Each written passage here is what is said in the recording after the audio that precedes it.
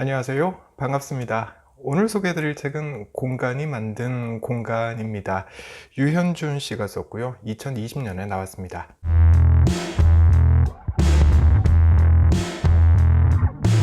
유현준 씨가 어느 방송에 나와서 코로나 사태에 대해서 이야기하고 있는 걸 봤습니다. 건축학과 교수가 코로나에 대해서 이야기하는 게 되게 색달랐고요. 가만 들어보니까 도시 공간에 대해서 주로 이야기를 하고 있었어요. 그러니까 자기 전공 분야 밖의 이야기를 한 건 아닌 거죠. 게다가 매우 말이 되는 말이었고, 사회 현상을 공간이라는 개념을 가지고 풀어나가는 게 매우 재밌었습니다. 그래서 공간이 만든 공간이라는 이 책을 한번 사서 읽어보기로 했습니다.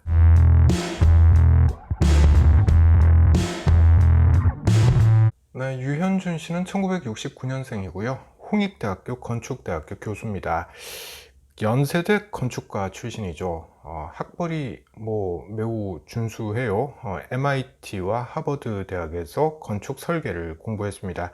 한때 드라마 모래시계를 보고 나도 세상을 바꿔보겠다 라면서 검사가 될 꿈을 가지기도 했다고 하죠.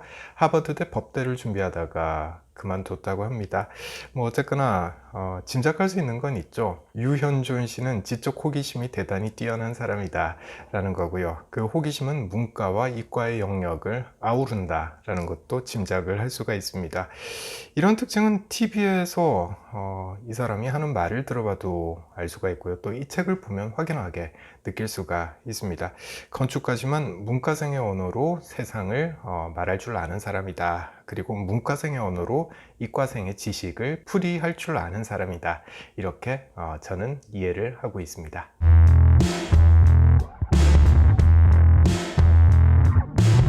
네, 이 책은 건축학과 출신이 쓴 책 같지가 않아요. 절대 그렇지가 않아요. 책 초반에는 문명의 탄생에 대해서 이야기를 하죠. 철학과 종교에 대해서도 말을 합니다. 거의 문화 인류사를 읽고 있는 듯한 그런 느낌을 받게 하죠. 물론 건축에 대한 이야기도 나옵니다. 서양과 동양의 건축 공간을 비교하면서 시작을 하는데요. 서양은 기하학적이고 수학적이라는 거죠. 벽 중심의 구조물을 만듭니다. 그래서 내부와 외부가 명확히 구분되는 그런 특징을 가지고 있다는 거죠. 반면에 동양은 상대적입니다. 기둥을 갖고 있기 때문에 평면이 자유롭고요. 또 유동적인 공간을 갖는다. 이게 특징이라고 설명을 하고 있습니다. 자, 재미난 점이 하나 있는데 시간이 점차 지남에 따라서 서양의 공간 설계가 동양의 공간 설계를 닮아가더라. 이게 재미난 점이라고 저자는 이야기하는데요. 그 사례로 두 명의 건축 거장을 이야기합니다. 미스 반 데어 로에, 독일 건축가죠. 1886년생이고요. 그리고 르 꼬르비지에, 스위스 사람이죠. 1887년생입니다. 자, 서양이 동양의 문화 유전자를 받아들이게 된 결과다. 네, 이렇게 저자는 설명을 하고 있고요. 그 배경을 다시 한번 설명을 합니다. 그 배경에는 도자기가 있다라는 이야기인데, 유럽이 중국과 일본의 도자기를 수입하기 시작한 거, 이게 큰 영향을 미쳤다라는 거죠. 16세기 때 일이었습니다.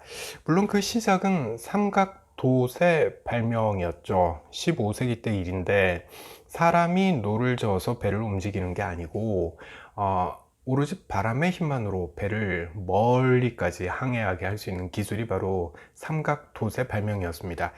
덕분에 상인들이 중국의 도자기를 유럽으로 가지고 가서 팔 수 있게 된 거다라는 거죠. 이전에 유럽 사람들은 음식을 금속 그릇에 담아서 먹었습니다. 금속 그릇 예쁘지 않으니까 음식이 그렇게 맛있지 않았겠죠?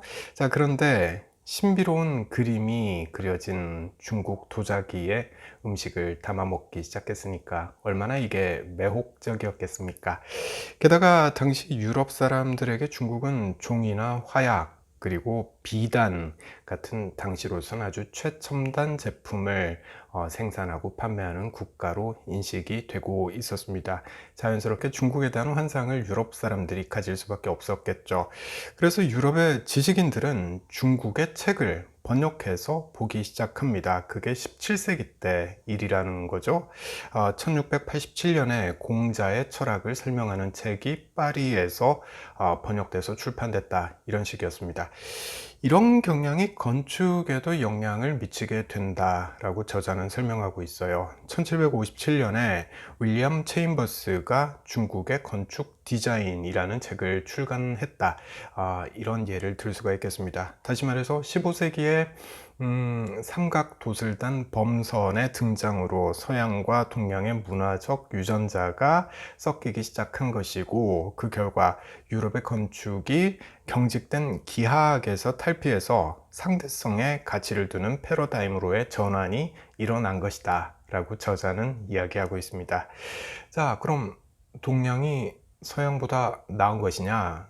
네, 맥락을 보면 그렇게 이어지니까요. 이런 질문을 할 수도 있을 법한데 저자는 그건 아니다 라고 이야기합니다. 그 부분 잠시 읽어볼게요.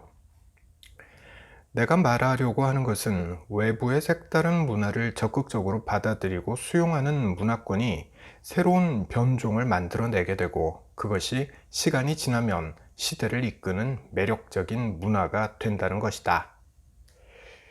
네, 이 책은 건축에 대한, 그리고 공간에 대한 이야기를 생각과 문화의 변천사 속에서 풀어내고 있습니다. 그러니까 이 책의 초반에는 문화 인류학적인 냄새가 날 수밖에 없었던 거겠죠. 자, 그리고 이 책의 초중반에서는 앞서 말씀드린 1세대 건축거장 2명, 그러니까 미스 반 데어로에 그리고 르 꼬르비지에에 대한 소개를 했고요. 그리고 이어서 중후반부에 가서는 2세대 건축거장 2명을 또 소개하고 있습니다. 한 명은 루이스 칸이고요. 또 다른 한 명은 안도 다다오입니다.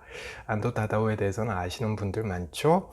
자, 20세기 전후반에는 미스와 꼬르비지에가 유럽에서 동서양 공간의 이종 교배를 통해서 새로운 생각을 만들어냈다면요, 20세기 후반에 들어서는 한 명은 북아메리카에서, 그리고 또 다른 한 명은 아시아에서 등장해서 또 한 번의 패러다임의 전환을 시도한 거다라고 저자는 설명하고 있습니다.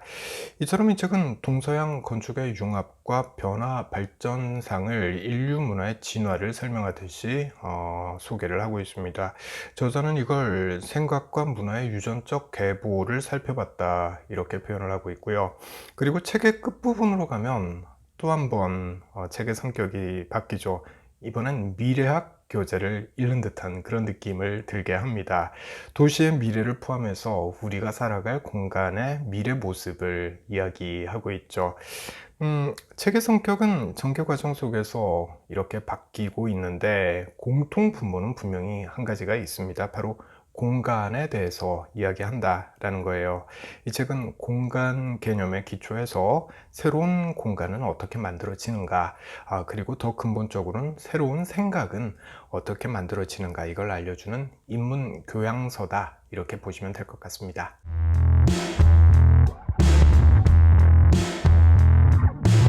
네, 이 책이 소개하는 건축가들 다 하나같이 대단한 것 같은데, 저는 개인적으로 루이스 칸, 이 사람이 제일 인상적이었습니다. 설명이 좀 필요한데요. 뭔가 새로운 걸 만들어내려면 여러 가지 문화 유전자를 섞을 줄 알아야 한다. 이게 이 책의 내용이거든요.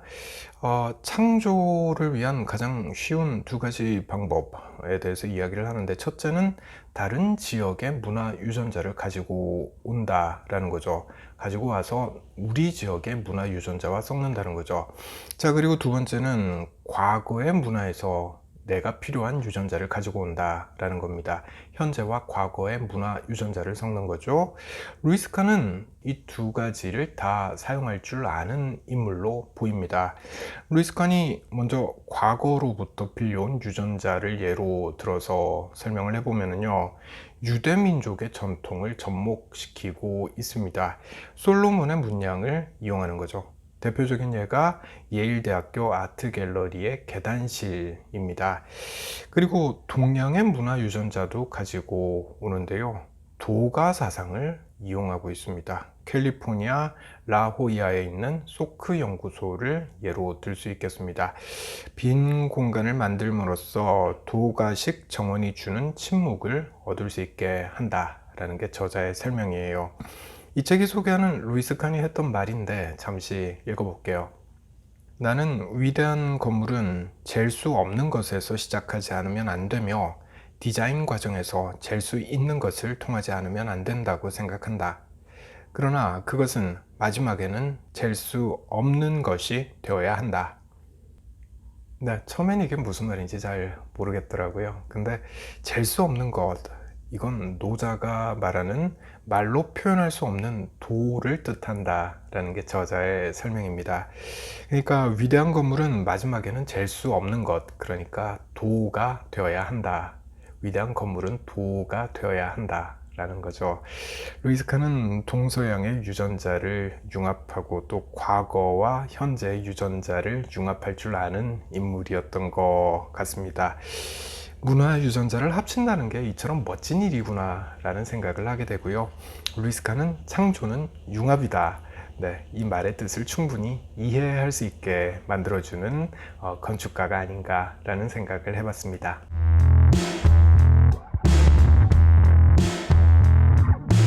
네, 예전엔 집이 다 똑같지 뭐 이런 생각을 했었거든요.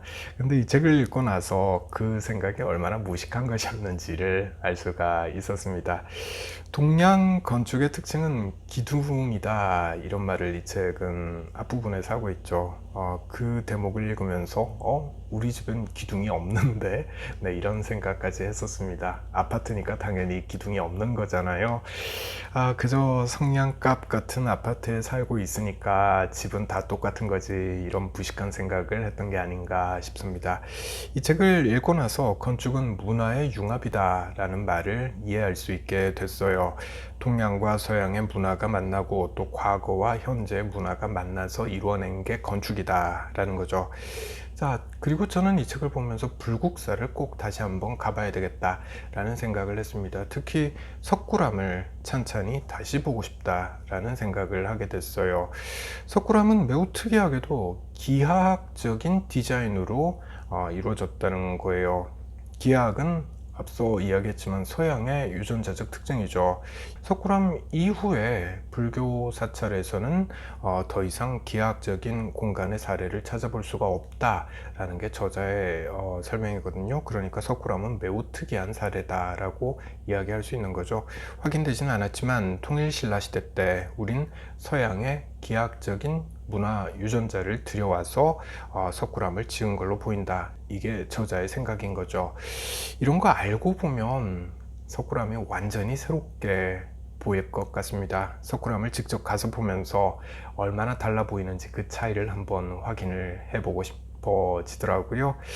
공간이 만든 공간, 네, 이 책은 집은 다 같은 게 아니다 라는 걸 일깨워준 책이었고요. 또 건축물을 문화적인 융합의 관점에서 볼 수 있도록 가르쳐 준 책입니다. 아주 즐거운 독서였습니다.